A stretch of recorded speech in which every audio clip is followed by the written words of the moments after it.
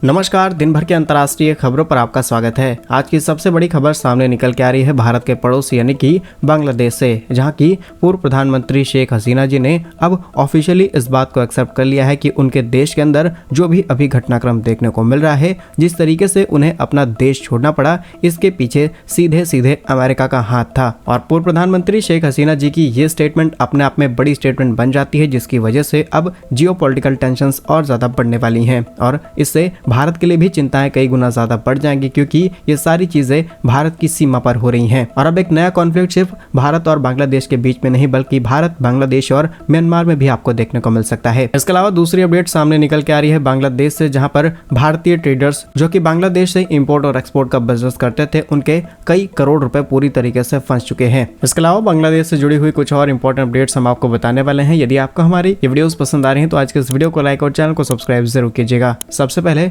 उस important location की बात की जाए जिसके लिए बांग्लादेश और अमेरिका के बीच में खिंचातानी इतनी ज्यादा बढ़ गई कि इसकी वजह से बांग्लादेश की सरकार गिर गई। जहां आज पूर्व प्रधानमंत्री शेख हसीना ने अपने पतन के बाद पहली बार कोई रिएक्शन दिया है, जिसमें उन्होंने सीधे सीधे अमेरिका को जिम्मेदार ठहराया है। और जिस चीज के लिए दोनों देशों के बीच में खिंचातानी हुई है वो है ये छोटा सा आइलैंड जिसे हम सेंट मार्टिन नाम से जानते हैं। और बांग्लादेश की पूर्व प्रधानमंत्री ये चेतावनी आज से नहीं बल्कि पिछले कई महीनों से दे रही थी। जब वो अपने इलेक्शन में जाने वाली थी तब से ही वो कह रही थी कि कई ऐसी बाहरी ताकतें हैं जो इसमें पूरी तरीके से इन्वॉल्व हैं, और कई ऐसी ताकतें हैं जिन्होंने सीधे कहा है कि इलेक्शन के बाद हम आपके देश में सत्ता परिवर्तन कर सकते हैं। और अब फाइनली इसमें अमेरिका का नाम सामने आ चुका है। लेकिन ऐसे में आपके मन में सवाल खड़ा हो सकता है कि शेख हसीना को वहां पर बने रहना चाहिए था और सभी चीजों को मैनेज कर लेना चाहिए था, लेकिन सिचुएशन पहले से और ज्यादा बदतर हो गई थी। असल में बांग्लादेश के अंदर भी कई ऐसे बड़े संगठन हैं जिन्हें बाहरी ताकतों के सपोर्ट मिलते हैं। ऐसे में अमेरिका ने उनका इस्तेमाल किया, उन्हें फंड दिया ताकि देश के अंदर दंगे और ज्यादा भड़काए जा सकें। और दंगे जब एकदम एक्सट्रीम पर चले गए और वो रिजर्वेशन का बिल जिसे ऑलरेडी वापस लिया गया था, इसके बावजूद भी बांग्लादेश के अंदर शांति नहीं आ पा रही थी, सत्ता को आखिर पलटना पड़ा। और इसी बात पर शेख हसीना ने कहा है कि मुझे अपने देश के अंदर लाशों का ढेर नहीं देखना था, क्योंकि देश के अंदर जो हो रहे दंगे थे इसमें मासूमों की जान जा रही थी। मजबूरन उन्हें ऑर्डर्स देने पड़े। जो लोग दंगे कर रहे थे इसमें तमाम स्टूडेंट्स भी शामिल थे और इसमें कई ऐसे आतंकी संगठन भी हैं जो इस देश के अंदर अभी भी पनप रहे हैं। कई एक्सपर्ट्स तो ये भी मानते हैं कि कई जेलों को तोड़ा जा चुका है जिसमें हजारों की संख्या में ऐसे खतरनाक आतंकी बंद थे और अब वो गलत तरीके से भारत या फिर समुद्री सीमा से दूसरे देशों में जाने की कोशिश करेंगे। और सबसे बड़ा खतरा इस समय ये भारत के लिए बन चुका है। जहां बात की जाए सेंट मार्टिन आइलैंड की, बंगाल की खाड़ी उत्तरी पूर्व के भाग में एक छोटा सा हिस्सा है जो केवल 3 वर्ग किलोमीटर का क्षेत्रफल है और इसी की डिमांड अमेरिका ने बांग्लादेश से की थी ताकि यहाँ पर एक बड़ा एयरबेस बनाया जाए और भारत पर निगरानी रखी जा सके। और जब बांग्लादेश ने इस बात को एक्सेप्ट नहीं किया तो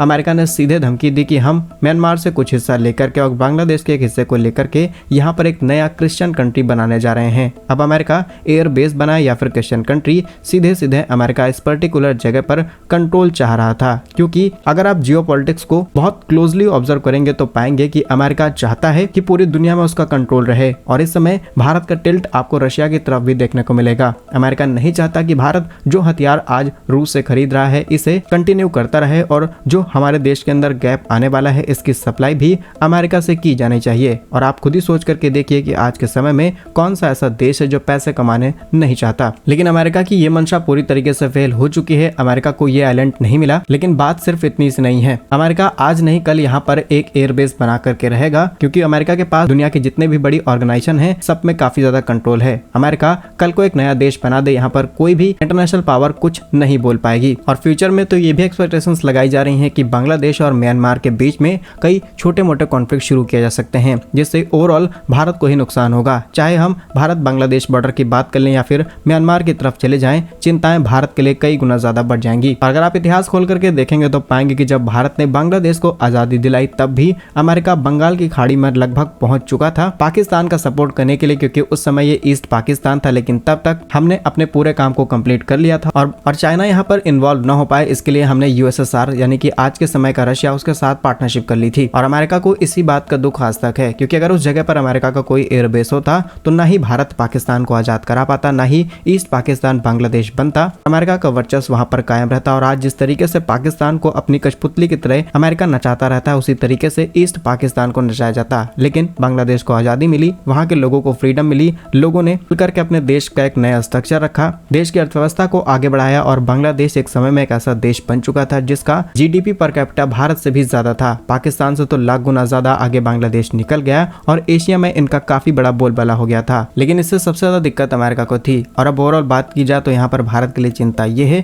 कि भविष्य में कभी भी टेंशंस और ज्यादा बढ़ सकती हैं, क्योंकि अमेरिका यहाँ पर अभी भी बेस बनाने के लिए पूरी तरीके से तैयार है। भले ही ये डेवलपमेंट्स आपको आने वाले 2-3 साल या फिर 4 साल के अंदर देखने को मिले, लेकिन अब ये जो जोन है ये आपको एक नया टेंशन वाला जोन बनता हुआ नजर आएगा। और आप इसी बात से अंदाजा लगा सकते हैं कि वो अमेरिका जो इस समय भारत को अपना बहुत अच्छा दोस्त बता रहा है, एक समय पर भारत का कट्टर दुश्मन था। फिलहाल अमेरिका की इस नीति पर आप क्या सोचते हैं, जिसकी वजह से आज बांग्लादेश के अंदर जो नरसंहार हो रहा है, हमारे तमाम व्यापारी, बांग्लादेश में रहने वाली तमाम माइनॉरिटीज मारे जा रहे हैं? कमेंट्स में अपनी राय जरूर बताइएगा। नेक्स्ट इंपॉर्टेंट अपडेट भी बांग्लादेश से सामने निकल के आ रही है, जहां पर झूठी भ्रामक खबरों को इस तरीके से वहां पर फैलाया जा रहा है। इसको बंद करने के लिए वहां पर अंतरिम सरकार का कंट्रोल जिनके हाथ में आया है, यानी कि मोहम्मद यूनुस, इन्होंने क्लियर चेतावनी दे दी है। साथ ही उन्होंने कहा कि जिस तरीके से देश के अंदर झूठी खबरें फैलाई जा रही हैं, इन्हें ना पब्लिक किया जाए। इंटरनेशनली ये सारी बातें जा रही हैं, जिससे ओवरऑल बांग्लादेश की और ज्यादा किरकिरी हो रही है। लेकिन इसी बीच हमारा एक सवाल है, असल में ये वही मोहम्मद यूनुस है जिन्होंने सीधे तौर पर ये कहा है कि जो बांग्लादेश के अंदर आज हो रहा है इसके पीछे सीधे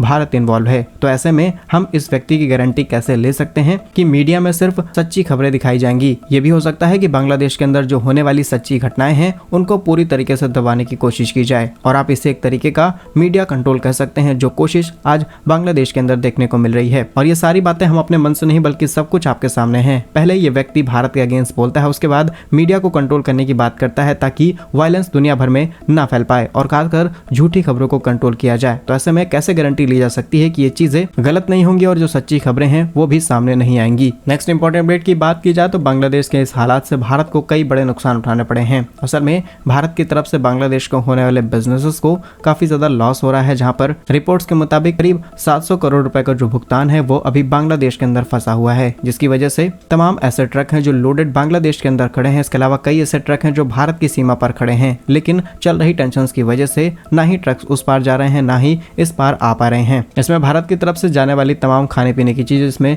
चावल, इंजीनियरिंग सामान, स्टेशनरी, कोल्ड ड्रिंक, वाटर, मसाले, कपड़े और ये सारी चीजें अब भारत में पूरी तरीके से रुक चुकी हैं, क्योंकि जब तक ये पेमेंट क्लियर नहीं होती है भारत ये चीजें बांग्लादेश में एक्सपोर्ट नहीं कर सकता। और अगर ये चीजें एक्सपोर्ट नहीं होगी तो बांग्लादेश के अंदर महंगाई और ज्यादा बढ़ जाएगी, और महंगाई बढ़ेगी तो डेफिनेटली यहाँ पर कॉन्फ्लिक्ट और ज्यादा बढ़ जाएगा। इसी के साथ बांग्लादेश से एक और खबर सामने निकल के आ रही है, जहाँ पर पाकिस्तान क्रिकेट बोर्ड ने खुद इस बात का ऐलान किया है कि जल्द ही इनकी टीम लाहौर पहुंचने वाली है। 13 अगस्त को बांग्लादेश की क्रिकेट टीम लाहौर पहुंचेगी। वहीं बांग्लादेश की क्रिकेट टीम को पाकिस्तान के दौरे पर इसीलिए रवाना किया गया है क्योंकि वहां पर इनके साथ 2 टेस्ट सीरीज मैच खेलने हैं। ये मुकाबला 21 अगस्त को होने वाला है, लेकिन लगातार चल रही टेंशन की वजह से इन्हें पहले भेजा जा रहा है। इसे आप कह सकते हैं कि सारी चीजें एक तरफ, क्रिकेट एक तरफ, और अगर टेंशन और ज्यादा बढ़ती है तो हो सकता है कि ये प्लेयर पाकिस्तान के अंदर ही रुक जाएं या फिर ये वहां से किसी और देश जा सकते हैं। क्योंकि जिस तरीके की सिचुएशन आज बांग्लादेश के अंदर है, चाहे सेलिब्रिटी हो, चाहे नेता, चाहे जज या फिर चाहे प्रधानमंत्री ही क्यों ना हो, सबके लिए चिंताएं बड़ी हैं। फिलहाल क्या कुछ कहना है आपका इन सभी खबरों पर हमें कमेंट्स में जरूर बताइए। यदि आपको हमारी ये सीरीज पसंद आ रही है तो आज के इस वीडियो को लाइक और चैनल को सब्सक्राइब जरूर कीजिए। वंदे मातरम, भारत माता की जय।